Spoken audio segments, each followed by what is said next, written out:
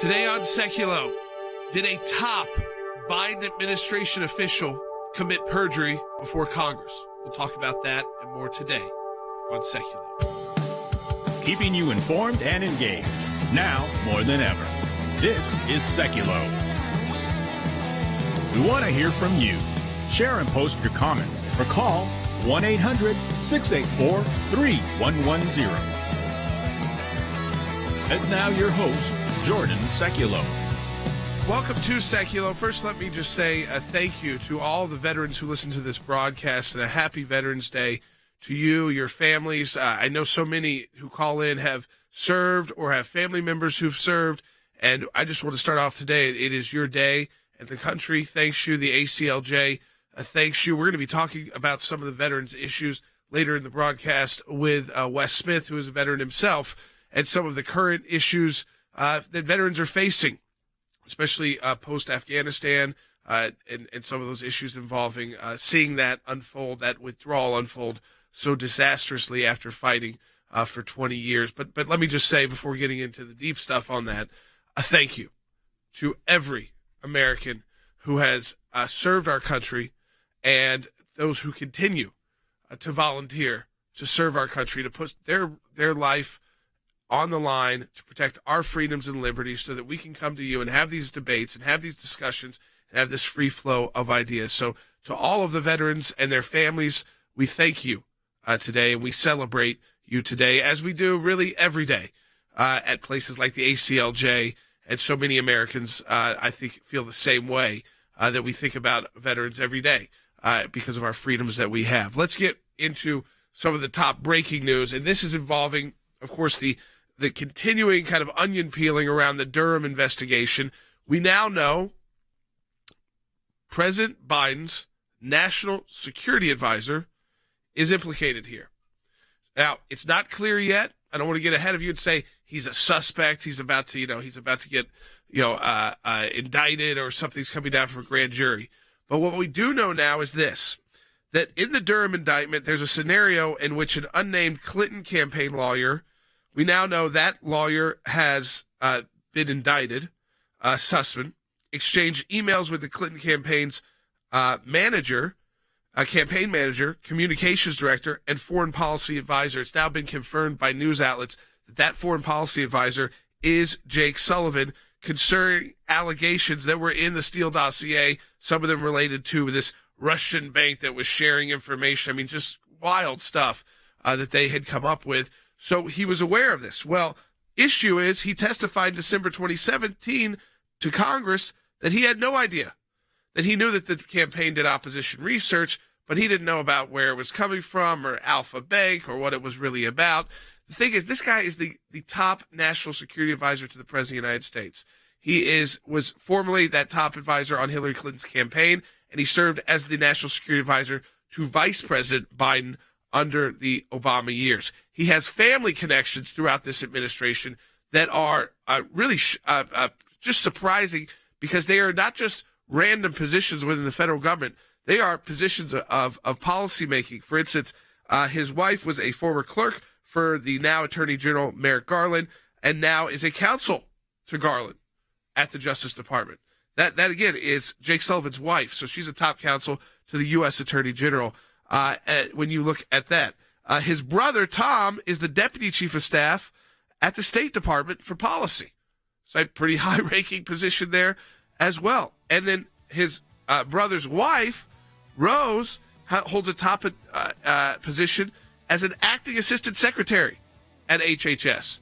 These are not low-level political appointments. These are top-level political appointments. I mean, secretary, assistant secretary positions, senior advisor, top counsels to the U.S. Attorney General, and now he's implicated. The question is, can he serve in his position as National Security Advisor now that it's known he was involved with this phony Steele Dossier? I want your thoughts on that. Should Jake Sullivan resign today?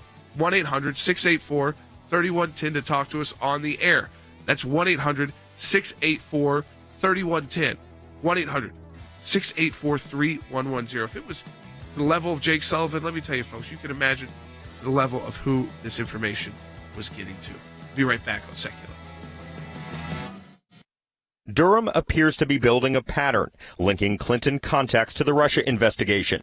Fox News confirms former Clinton aide and current White House National Security Advisor Jake Sullivan is the foreign policy advisor mentioned in the indictment of another key defendant, former Clinton campaign attorney Michael Sussman. Sussman was charged in September with lying to the FBI for failing to disclose his work for Hillary Clinton's campaign when he delivered information about alleged connections between Donald Trump and the Kremlin. The information turned out to be false. When he had that conversation, was that during the campaign or after the President Trump was in office? That conversation was during the campaign. He testified in 2017. National Security Advisor Jake Sullivan is the foreign policy advisor mentioned in the former Clinton lawyer Michael Sussman's indictment.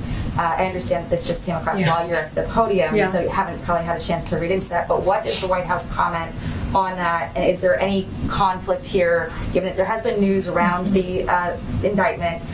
Is there any conflict here that would preclude Sullivan from being able to carry out his duties? I'm just now hearing this, so I don't have a comment for you at this moment. I don't know anything about what you're just mentioning, so I have to talk to our team. I deposed Jake Sullivan. I deposed Michael Sussman. My deposition is in the Durham indictment, calling him out for lying. Jake Sullivan, I think, has the same exact problem. He testified under oath to Congress that he had no idea what the Perkins-Coie lawyer, Sussman, was saying. Yet the Durham indictment shows communications between Jake Sullivan, the current National Security Advisor, and Michael Sussman about the Russiagate hoax.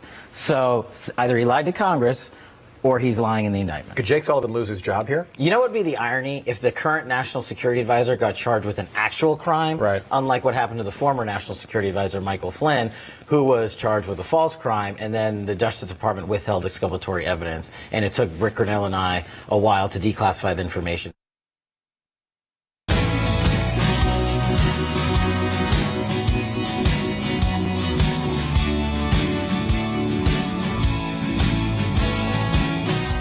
Welcome back to Sekulow. We are taking your phone calls at 1-800-684-3110. I want to set the stage with Than Bennett here. Than, when you think about a national security advisor to the president, it's a very top-level position. You oversee the National Security Council.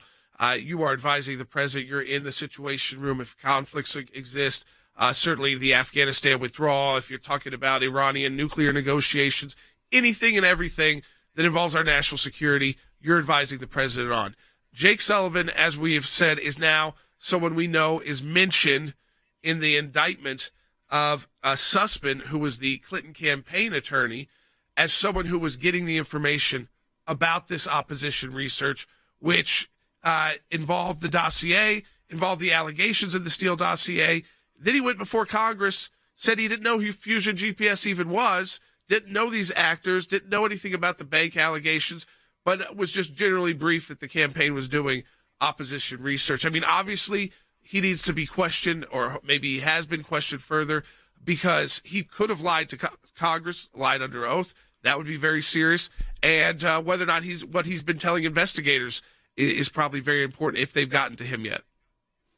Yeah, Jordan, at this point, I think questioning is probably the least of Jake Sullivan's concerns. And, before we even get to the allegations or the perjury possibility, which I think looks very real here, Jordan, before we even get there, I think we do have to explain, as you started to do, just who Jake Sullivan is and how important he is specifically on national security matters. How big of a deal is he when it comes to foreign policy and national security? Well, Jordan, dating back to the Obama administration and then now in the Biden administration, this is literally the lead nuclear negotiator with the leading state sponsor of terror in the world. Of course, we're talking about Iran, but we're not talking about, trade talks. We're not talking about tariff negotiations. We're talking about negotiating nuclear terms with the leading state sponsor of terror. So this is a hugely, hugely significant figure when it comes to U.S. foreign policy, not just now, Jordan, but dating back for the last decade, and one of the most important agreements the United States ever entered into, and in my view, one of the most dangerous.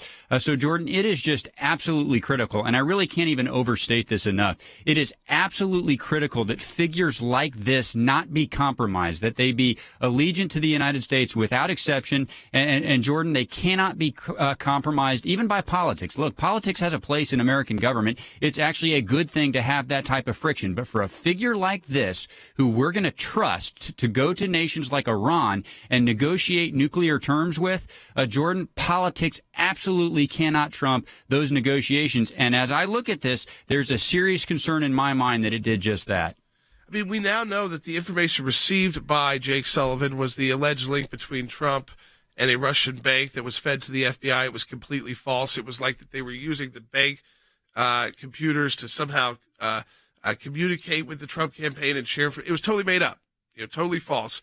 I mean, that alone, to me, Wes, when you're involved in that kind of situation at that high level, and you've made those kind of allegations, and it led to Mueller, and it's been impeachments, and it was, it seemed like time to go at the least. Yeah. But we know with these administrations, unless probably more pressure on Sullivan, they're probably not gonna say goodbye. Yeah, President Biden is reluctant to fire anyone whose experience is questionable and whose behavior is questionable. He hasn't done it so far. And Jake Sullivan testified before Congress that he had no knowledge of this whole situation regarding the Steele Dossier and the Perkins Coie law firm and the Hillary Clinton campaign. There is no way he could be in the position he was in and not know something about those things. He declared before Congress he had no knowledge about that. The other thing about Jake Sullivan that I find interesting and disconcerting is that you mentioned he's a political operative and has been for a long time. He's also an academic who has limited international real-world experience.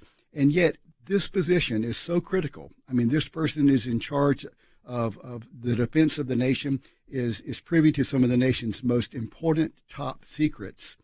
And that is why in the past, most national security advisors, not all of them, but most of them have not been political operators. A lot of them have been former military members and generals. For example, Colin Powell, who we just buried last week, was the national security advisor early on in his career. General H.R. McMaster was the national security advisor for Donald Trump. Most of the time, the person in this position has real-world experience either in the military or in the intel community, and they have not in their past been much of a political operative because, as you indicated, you need to keep politics out of this position and the role that this person plays. And this is definitely not the case with Jake Sullivan. No, I mean, not only is he not taking politics out of it, here's how the White House responded. They were caught off guard. Take a listen to their Deputy White House Press Secretary, Karine Jean-Pierre, gets that question. They did not know what to say. Is there any conflict here, given that there has been news around the indictment? Is there any conflict here that would preclude Sullivan from being able to carry out his duties? As you just said, Jackie, I'm just now hearing this, so I don't have a comment for you at this moment. I don't know anything about what you're just mentioning, so I have to talk to our team. So there you go, Than. They obviously seemed like they weren't prepared for this information to drop on Jake Sullivan. But what I want to encourage people so that they understand is that it's, we're getting higher and closer to the top people who surrounded not just President Biden, which they do, but also former Secretary of State Clinton, while she was a candidate, and President Obama. I mean, Jake Sullivan was the national security advisor to the vice president, who is now the president then. He was directly involved with the nuclear talks then. I mean, so he's been, this kind of person being this close to the criminal investigation has got to send some shockwaves through that Biden team, who relies so much on Jake Sullivan in the media to pitch their foreign policy.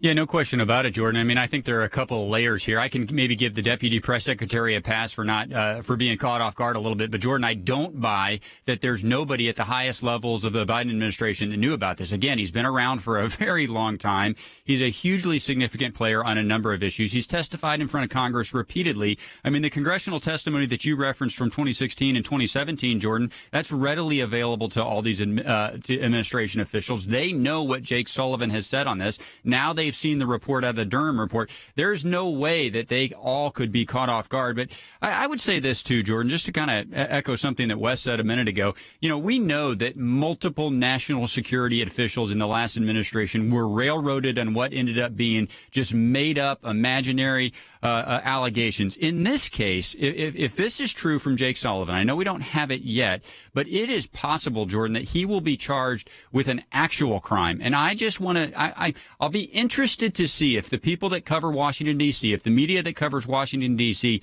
Responds on the same level that they did before when it was just allegations. If Jake Sullivan actually gets charged with a crime, what kind of coverage do you think we're going to see? Yeah, it's interesting. Mary's got a good question on line one from Maryland. Hey, Mary, welcome to Sekulow. You're on the air. Thank you for taking my call. Is this information on Jake Sullivan and these others that are involved in this coming out late on purpose so that the people that are involved won't be charged because the statute of limitations is gone? No, I'm not concerned about the statute of limitations yet. That's not an issue yet because, one, we don't know if Jake Sullivan has been brought in by Special Counsel Durham to be questioned. Has he been questioned by the FBI as the Clinton campaign attorney was and lied under oath multiple times in that questioning? He's got issues with Congress, but he's also got issues because of what he told Congress, but that he's on emails about this. So this is still very fresh and real. We're only talking about a few years here. Though it's felt like a long time. And this is also, I think, I want to go back through this to people and say, and I think this is, to me, in Washington, I went through it quickly for people when we first started the broadcast. The amount of Sullivans in top-level positions in the Biden administration is pretty shocking, actually, to see.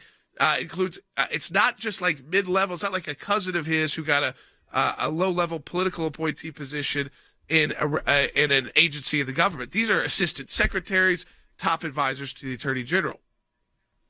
Yeah, and I think it's his wife position that is maybe the most problematic, Jordan. I mean, I think at a bare minimum, she's absolutely got to recuse herself because, look, I mean, to the caller's question, there is going to have to be an evaluation made by the Department of Justice on whether or not charges would be brought against Jake Sullivan. Well, Jordan, there's just no way his wife can be involved in that process, yet she's in a position as one of the lead counsels to the Attorney General to have bearing on that decision. Jordan, that's not equal justice if she's one of the people that is involved in making that decision. So I do think it's extremely there's a large number of Sullivans. I think you said it correctly. But that position, Maggie Goodlanders, his wife that is one of the counsels to the Attorney General, Jordan, to me, that's the one here that just rings alarm bells like crazy. Yeah, I mean, she should, whether or not she's involved in any wrongdoing, you've either got to somehow recuse yourself or step down from that position. Because the way she's described as a counsel to the Attorney General, this is someone like a trusted advisor who might be there on a number of decisions, not just kind of one focus area that they have. It'd be easier to say, okay, screen her out from this, but she can continue to do her job on these other items. It's tough when you get described so broadly as a counsel like that. Now, let me encourage you, support the work of the ACLJ. You can double the Impact Your donation the entire month of November, donating online at aclj.org. That's aclj.org. We'll be right back. When we see something, when we hear something, when we're concerned about an issue, we don't just talk about it. We do something about it. And that goes to our Government Accountability Project. The things that are important are knowing where to look and who to look at. What we're trying to do is get information that we, the people, are entitled to. We sort of call them puzzle pieces because we don't know which ones we're going to need in the long run. But you gather all the puzzle pieces together, and then you start to put them together to uncover the truth, really. The Freedom of Information Act, that's a statute that allows us to get information from the government. Starts with a letter from our offices in Washington to these agencies. And it says, give us this information on these topics. And generally, they don't.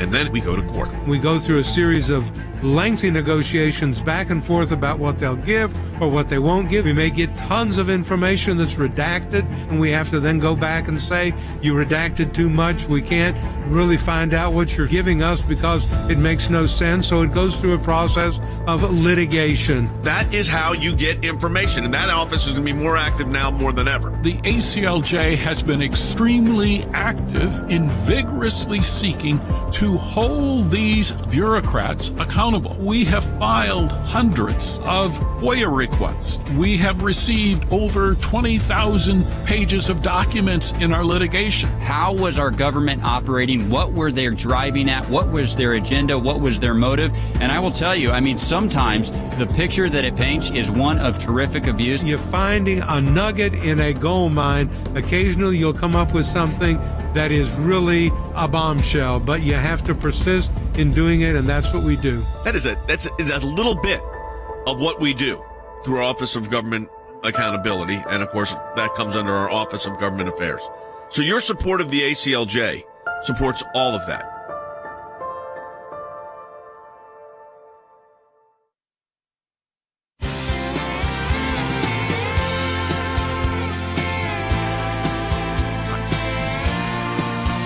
I will say this, a good friend of mine who is the House Republican Conference Chair, Congresswoman Elise Stefanik, she has just put out a social media post calling on Jake Sullivan to resign. I want to get into some Veterans Day issues. Let me go to Than a minute quickly.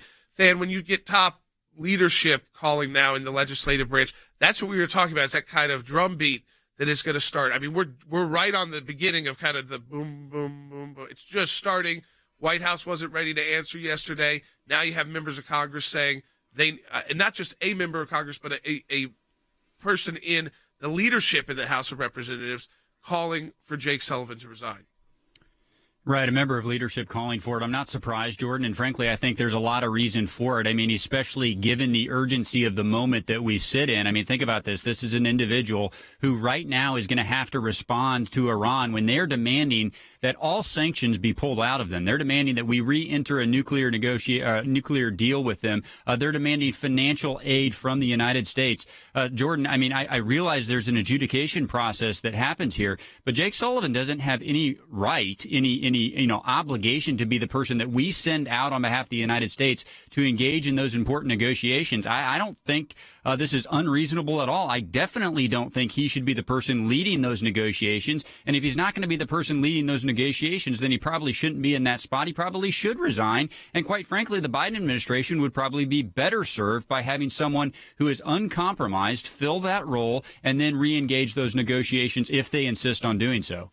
You know what? I mean, we're going to get into this. Of course, we've got a full second half hour coming up, too. If you've got thoughts on this, we want to take your calls on it, 1-800-684-3110. I also want to hear from veterans and their families. Wes, you've got a new piece up at ACLJ.org. You've obviously served. We talk about your service a lot on the broadcast in different ways. But on this Veterans Day, this is the piece more than ever. You say our veterans need your encouragement and support. Tell people about your piece. Yeah, the military service is unique, and the experiences of veterans are unique to that particular line of work. And it's easy on Veterans Day to mix up the traditions and the purposes of Veterans Day as opposed to Memorial Day. Memorial Day originally was created, still is a day in which we honor the war dead, people who died in service to the country. That's an important and sacred commemoration day in the United States of America. Whereas Veterans Day, today's holiday, is a day when we thank veterans, all veterans, living and dead, but especially those who are living or perhaps who are still serving. We thank them for their service on Veterans Day. It's not just about those who have died. It's more about those who are still living. But here's the thing. On this day, we have to remember what military service entails in the experiences of our veterans. For the vets still living, I'd like to focus on this part of this day.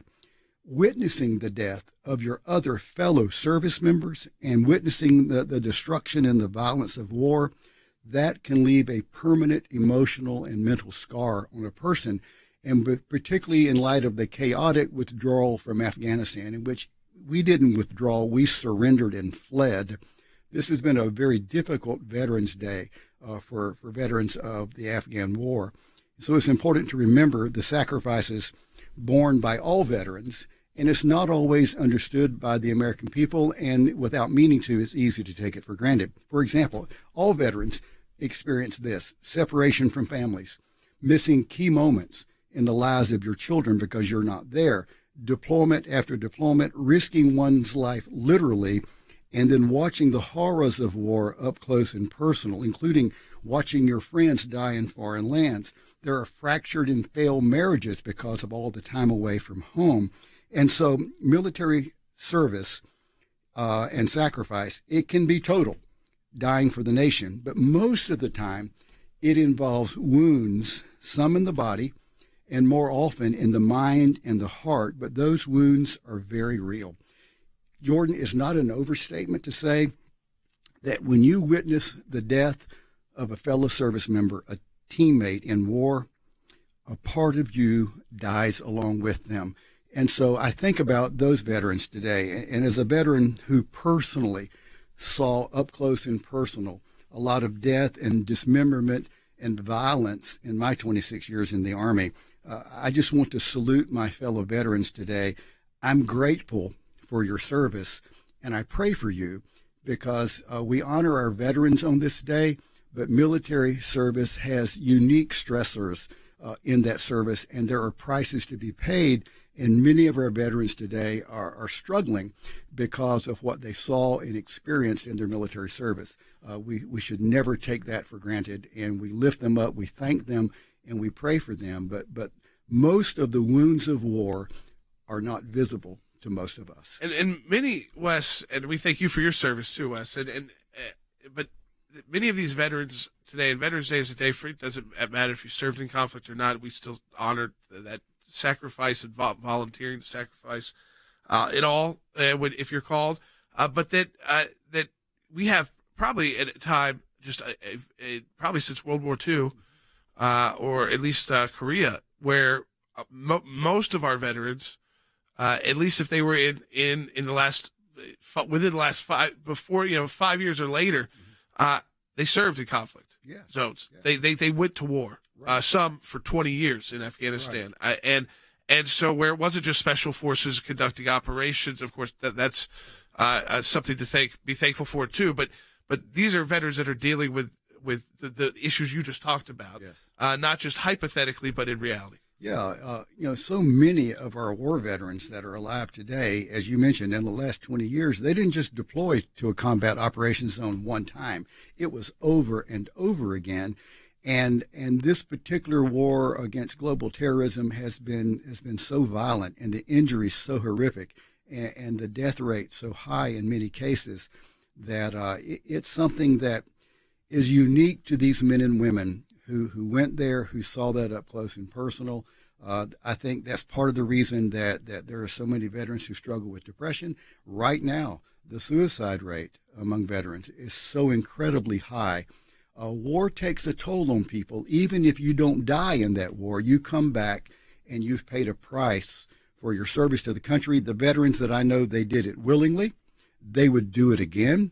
They don't feel bad about raising their right hand and volunteering, but it's important for the American people to know about some of the sacrifices that they make, and how that the sacrifices they make, many of those sacrifices are experiences that will be with them for a lifetime, which is why our gratitude should be permanent, and our prayers for these men and women should be permanent as well. If you've got a story that you feel like sharing, if you feel like it would be good to share, in a way to tell people who are listening, and maybe it's an easier way to do it though than telling people that you know personally, but you feel like, as a veteran you need to talk or just say something, this is a great day to do it, and you can give us a call and we'll provide you a platform to do that at 1-800-684-3110. That's 1-800-684-3110. From us, it's a huge thank you to everyone who served. I mean, this day, like I said, you could have a Veterans Day and a Memorial Day, really every day as an American,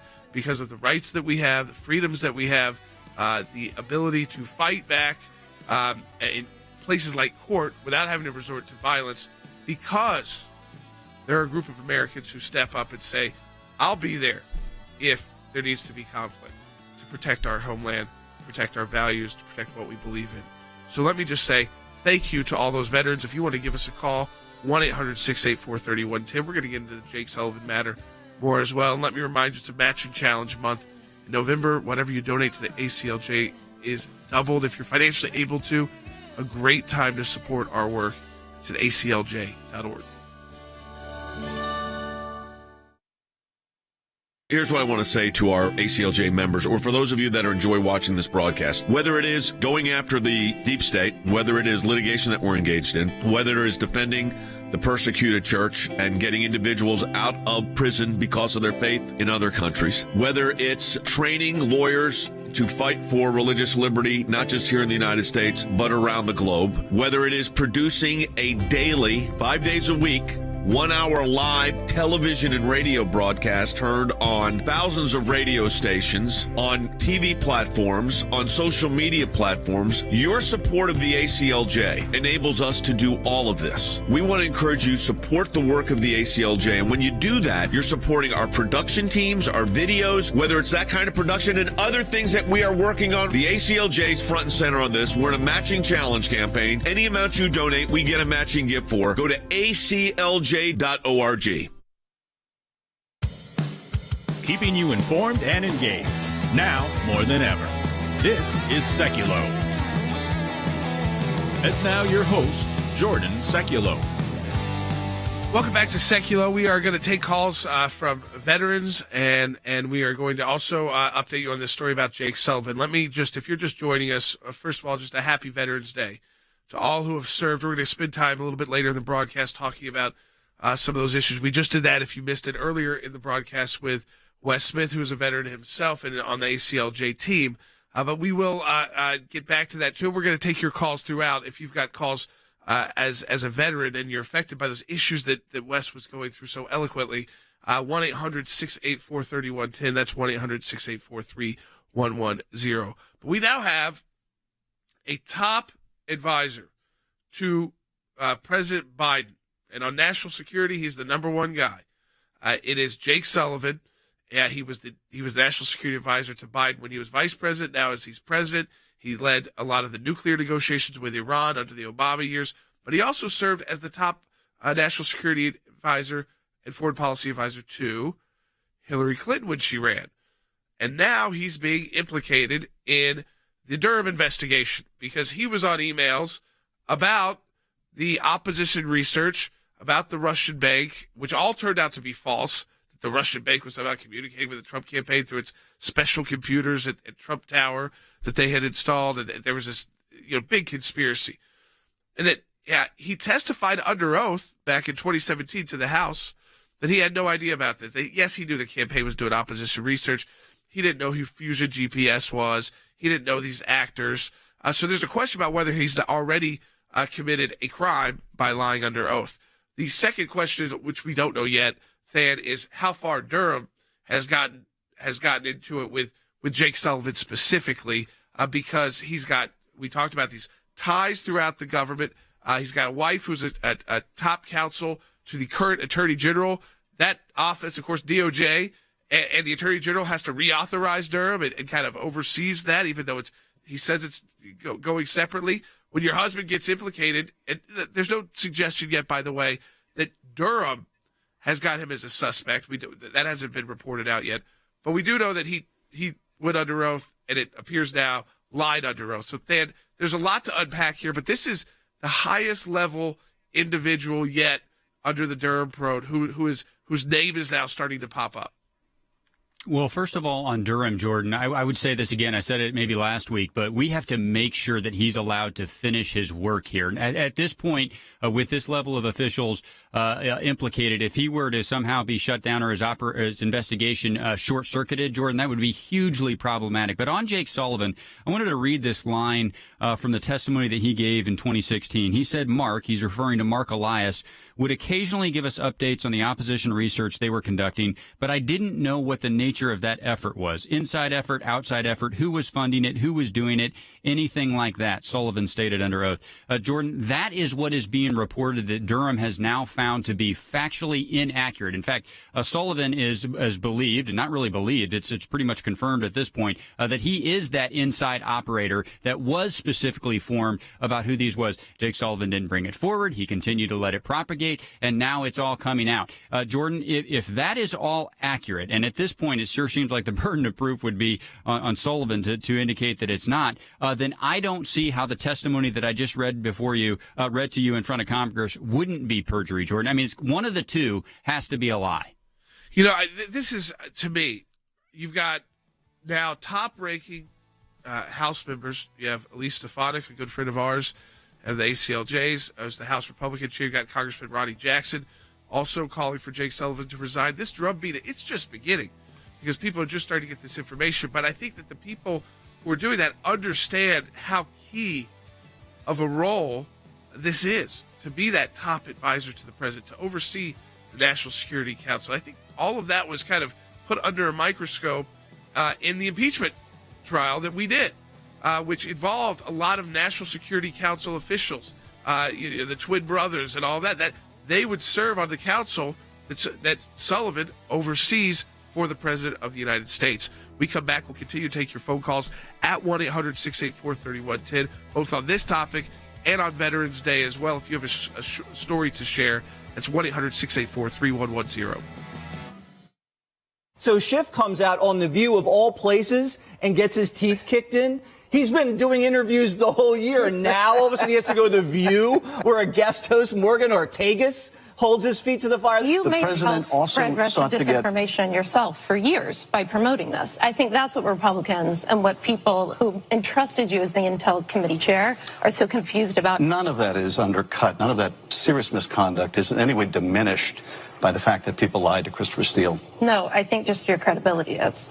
Well, I think the credibility of your question is in doubt. He hasn't had to do a tough interview in years because he doesn't put himself in that position. He probably did not expect that from Morgan, who had the right tone. She also knows what she's talking about. And he basically said, you can't believe what I say, but still, actually, you have to believe everything that I say. This is the same Adam Schiff who swore he had smoking gun evidence, that he saw direct evidence of collusion between Trump and Russia. He pushed the Steele Dossier as gospel. Adam Schiff's the guy that read the Steele Dossier into congressional record across national TV and then held up an envelope, a sealed envelope. I was a staffer there and said, I have Russian information on Russian collusion and Trump collusion in this envelope, and nobody's ever seen it because it doesn't exist. It was a paper charade then. It's a paper charade now. And he's lost entire, and Morgan's right, he has zero credibility. For lying and for leaking and for misleading the American people, he gets rewarded with a book deal worth, 100 billion rubles. And I'm sorry, no active lawmaker, Republican, Democrat, no book deals while you're supposed to be serving the American people, because you may be trying to weave a narrative that might not be based in truth in order to sell books. He didn't have any evidence. He didn't have proof beyond a reasonable doubt. He's not willing to apologize for it. The only people it's now finally coming to light that colluded with the Russians are the Hillary Clinton campaign, the DNC, and their attorneys, and finally Durham's getting to the bottom of it.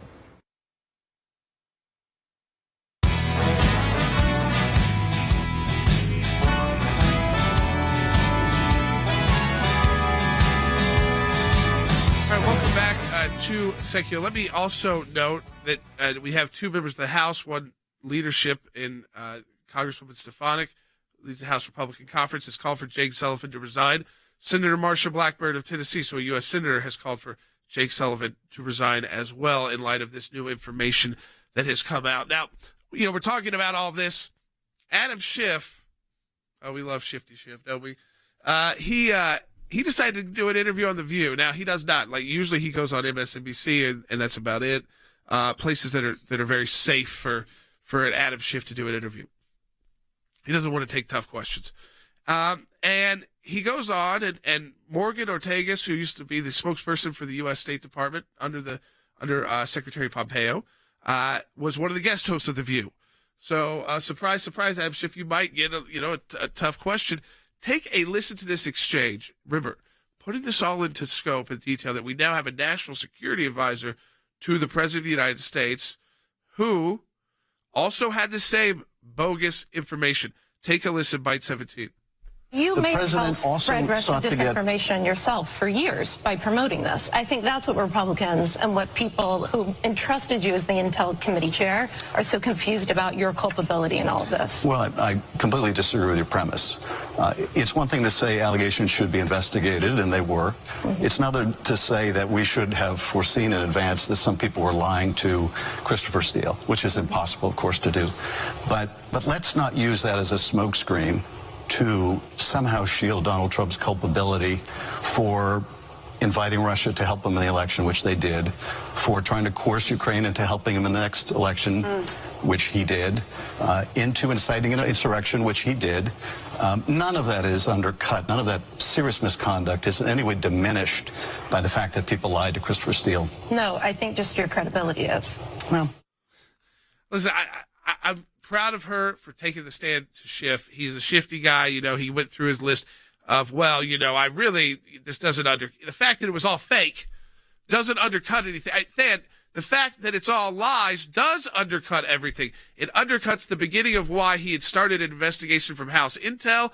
It undercuts the impeachment. Because the impeachment was done solely because, well, it didn't work for Mueller, so they needed to move to some other issue. So with people that the entire National Security Council was on the sneaking phone call, as well as others from the government, that he was trying to get the powerful Ukrainian influence to somehow alter a U.S. election, which ultimately he's not in office right now. Yeah, with the story concocted by the whistleblower that came to Adam Schiff behind the scenes and worked with him to craft this story. Look, I mean, in that soundbite you just played, Jordan, he said, well, all we were doing is investigating every allegation. What did he say here? He said, allegations should be investigated. Okay, well, that's not what he said in the moment. When this was actually contemporary, when it was happening, Jordan, he said, I have absolute proof of collusion. He didn't say I'm going to investigate every allegation. He said I have absolute proof, and it's going to be my job to put that proof in front of you. The only problem is, Jordan, he never put it in front of us. Why did he never put it in front of us? Because he never had it. And that's why she said your credibility is diminished. He kept talking about how he had the info. I got the info. And this is why people like Jake Sullivan, all of this needs to be drilled down, because there were so many people who claimed that this was accurate, that this was good information. And and in some cases, there was no information at all. But now he's at least admitting that it was all a lie. He is admitting that now. He just says it's a lie, but that doesn't undercut what he was doing. Well, he used it for political purposes that totally divided the nation for years, and he said that he had absolute proof of collusion between Trump and the Trump campaign and the Russians. There is no absolute proof. He did not have it. I think he knew at the time that he did not have it, and yet he is still sticking to his story that somehow he is not culpable in this. He's the head of the House Intel Committee, one of the most powerful committees in our Congress, and they are privy to information that no one else has, and he said there was evidence of collusion. We now know that there was collusion, all right, between the Hillary Clinton campaign and the Russians. Let me go to the phones. I did ask those two who were calling on Veterans Day if they had something they wanted to share. This was a great day to do it. 1-800-684-3110. We'll continue to take your calls on both these topics. 1-800-684-3110. Let me go to Danny in West Virginia on line 1. Hey, Danny, welcome to Sekulow. You're on the air.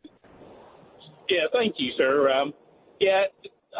I'm pretty sad about all the politics and how everything is running our country right now, and how the left wing is really just making a mess of everything.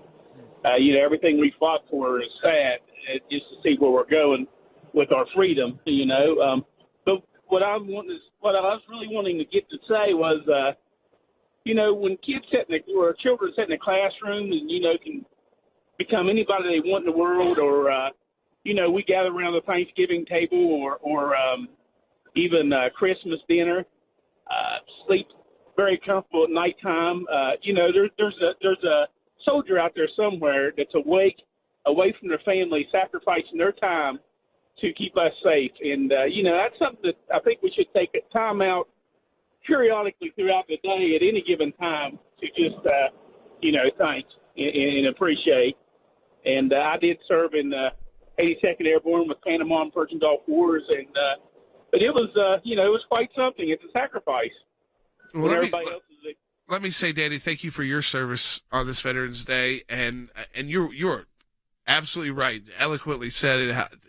How Wes, really all the time. There's special operations forces going on. There's missions going on. Our troops are often in the line of fire daily. Yes, daily. We don't always know about those missions. Many of them are classified. We learn about them later.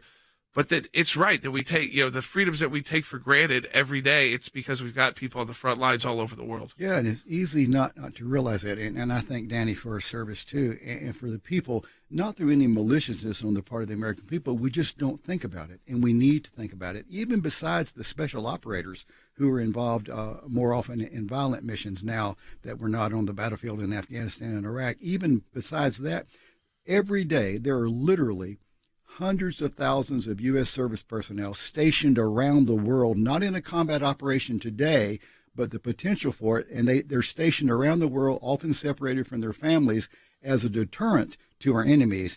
And when I was listening to Danny talk, I thought about this quote from Winston Churchill, and I looked it up really quick because it is so true. We sleep soundly in our beds because rough men stand ready in the night to visit violence on those who would do us harm. I give God thanks today for those men and women who stand ready to defend all of us who are here at home. Yeah, absolutely. Let me, again, just encourage you, if you've got something you want to share, because as a veteran, a story, a family member, you yourself, just to, again, remind people, I think that Danny did a great job of that in his call. The number you call is 1-800-684-3110. That's 1-800-684-3110. 1-800-684-3110. We'll talk about this some more in the next segment of the broadcast. Than, I want to get back to the Jake Sullivan issue. It's really troubling to me because you had these individuals go before Congress, raise their hand, and say, I didn't really know about this. Yeah, we do opposition research and campaign. And listen, I've worked a lot of campaigns. That's true. When your opposition research becomes the basis for a special counsel investigation, when it becomes a basis that leads into an impeachment trial, that cost the country a lot of money, that, as Wes said, divided the country terribly, and that it was all based off lies, and you testified that you didn't really know anything about it, but yet now you're in emails with the guys who are starting to be indicted.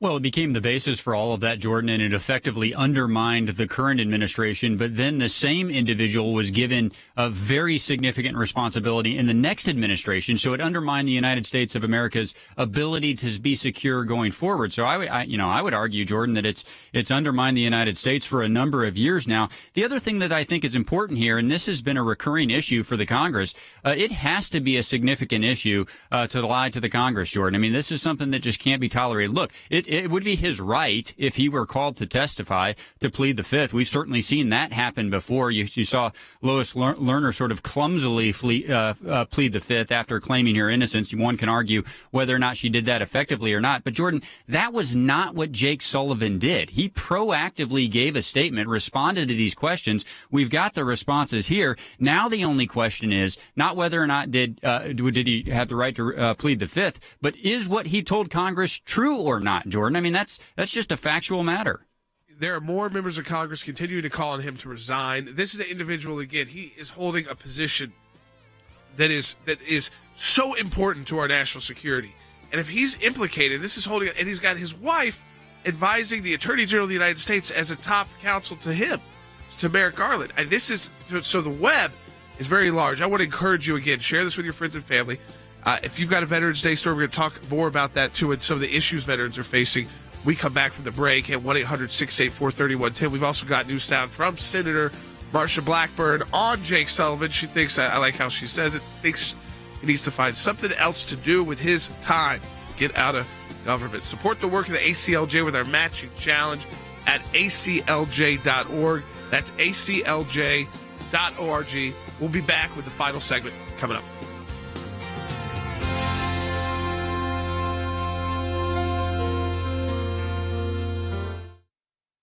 Thanks to your support of the ACLJ, we have had many victories. The report is coming out. It shows that not only did Tea Party groups get more scrutiny, but so did a host of other conservative groups. It was something that no one could believe our government was even capable of doing, and now they were admitting it. It's one of the most significant wins in the ACLJ's history. To take on the IRS and win For the ACLJ, life has always been a top issue. Barbara, I am here at this site because there are thousands of people and millions across America that say abortion's murder. When you're fighting for the life of the unborn, you're on the right side of history, you're on the right side of law. These are young people in their 20s and 30s that are doing this, are fighting for life to beat back the abortion juggernaut. It's very important that we remain hopeful that the courts that the Trump administration was able to impact will give us good rulings that are based in law and sound reasoning. This is one of the social issues we're winning. There are historians that point out that religious persecution is at its highest level since the first 3 centuries when the Roman Empire led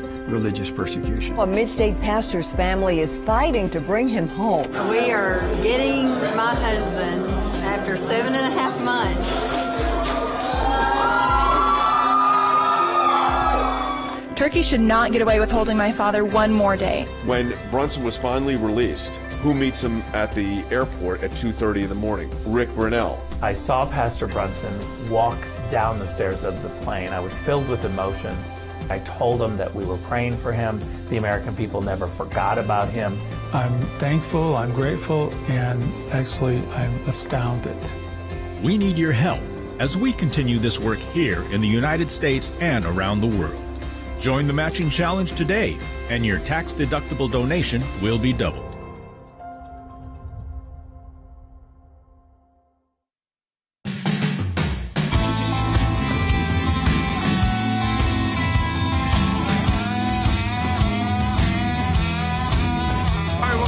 To Sekulow. So I give a little preview, but let us say in our own words. Senator Marsha Blackburn of Tennessee, also a great friend of ours at the ACLJ, had this to say about Jake Sullivan. I think it kind of lays it out. We were wondering about it. Now it's starting to be clear what should happen next. Take a listen. Bite 21. We've wondered what Jake Sullivan's role was in the Clinton campaign, the dossier, and how this was all fitting together. And of course, now with the Sussman indictment, we're figuring it out.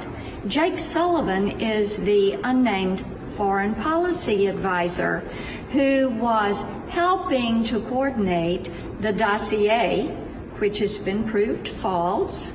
And now, here we have Jake Sullivan still advising President Biden. I think it is time for Jake Sullivan to find something else to do with his time. Dan, I like the way that Senator Blackburn has to say it. It says it a little bit nicer way even than we do. We said resign, but it's the same word. Find something else to do, and probably she does not mean in national security or in government service.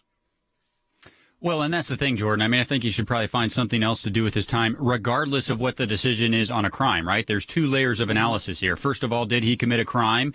Did he commit an underlying crime? Did he commit a crime by lying to Congress? And Jordan, on that particular point, that's where I don't think his wife should be involved in any way at the Department of Justice. But that's sort of a separate issue, right? The issue that Senator Blackburn is speaking to is whether or not he should be given this sacred duty of negotiating national security matters for the United States. And I don't know how you can, with a right mind, Jordan, come to a conclusion that, yes, indeed, he should. Even if he's never charged with a crime, Jordan, I think he has lost that trust, and she's probably right. He needs to find other things to do with his time. You know, Wes, at a time when Iran put out their ultimatums for the U.S. to rejoin the nuclear deal, and according to Iran, they want the U.S. to remove all sanctions, an acknowledgement of responsibility for withdrawing from the deal. It's kind of like apologizing. And a guarantee it won't ever abandon the deal again. I mean, it's very simple, but those are very broad statements. Question here, we can spend time on each one of those points. Does anybody think that Jake Sullivan, who would be the person to lead this negotiation, should be leading or advising on these negotiations when he is implicated now in one of the ridiculous, absurd lies about, to take opposition research that is phony inside a campaign that you don't know is phony. But, that's one thing. To take it to the FBI and try to get people criminally charged, which is what Jake Sullivan and this group did, is another thing. We don't want them in charge of this Iranian nuclear negotiation. I mean, they get so many conflicts, so many issues, so many problems. Yeah, absolutely not. It looks like, I won't accuse him of it, but it looks like he is much more committed to a political party and to, at that time, winning a political campaign than he is to the United States of America. And not only that, his involvement in the previous negotiations of the original Iran nuclear deal should disqualify him, because that deal was a farce and a fiasco, and the United States pulled out of it for a reason. And yet we're going back in to negotiate, and looks like we're going to acquiesce. Hopefully we won't, but it looks like the Biden administration is going to acquiesce to Iran's demands. And oh, by the way, in the meantime, media is reporting today that we are considering actually recognizing the Taliban as the official government of Afghanistan. And I'm sure as National Security Advisor, he has input and leadership in that role as well. I don't think he has the interest of the American people at the top of his list. But even if he does, what he has done in the past and what's coming out certainly disqualifies him to be in this sensitive leadership role. Meanwhile, with all of this, here's Joe Biden. This today, speaking at a Veterans Day event, I'm guessing. Yesterday. Okay, so it wasn't the Veterans Day, but yesterday. Take a listen to this. He's the president of the United States. Take a listen. So everything you're paying this much for a gallon of gas? In some parts of California, they're paying $4.50 a gallon. First of all, it's a pretty low number. I see that number in some. I'll just say it. I live in a red state, and those numbers are about the same. And I think the ones in California can get close to like $7 or more. So that might be a certain type of gas. It's now that diesel is less expensive right now, in a lot of places than regular. But the point is, I play this to say these advisors, like Jake Sullivan, under this administration have an outsized power, because we have a president who is pretty just unengaged from the day to day. And when you have a president who's unengaged from the day to day, is very much delegated it out, these are the people running the issues. I mean, yes, they have to get the president's final say, but they're the ones putting together the info to direct the president. I mean, that's what they're supposed to do, except this is someone who's compromised now. Yeah, absolutely. And that's why so often our criticism is not always just personally of Joe Biden, because it's not personal. We criticize the Biden administration, the Biden team, because of the decisions and the policies that are impacting negatively the American people in ways that hasn't happened in 30 or 40 years. And so the criticism is of the team, because, in fact, it appears to be the team that's running the country, not the president. Folks, remember, too, when he's talking about gas, his government is doing a study on closing more pipelines into the country. So, I mean, I think that they're ratcheting up how it's tough on the American people for their own ideas about Green New Deal, instead of letting that technology come before, like I was with a group of guys just retired Rivian and these new car companies. If it's competitive, wonderful, and that's great. But again, you are punishing everybody for the most part right now. Most people don't have electric cars. They rely a lot on gas for lots of different reasons and fuel. For him to just kind of talk about like, wow, like it's not his fault, like he's not directly implicated. And Wes, I kind of want to take this in actually to kind of finish this out on Veterans Day, because another one of those issues with Afghanistan.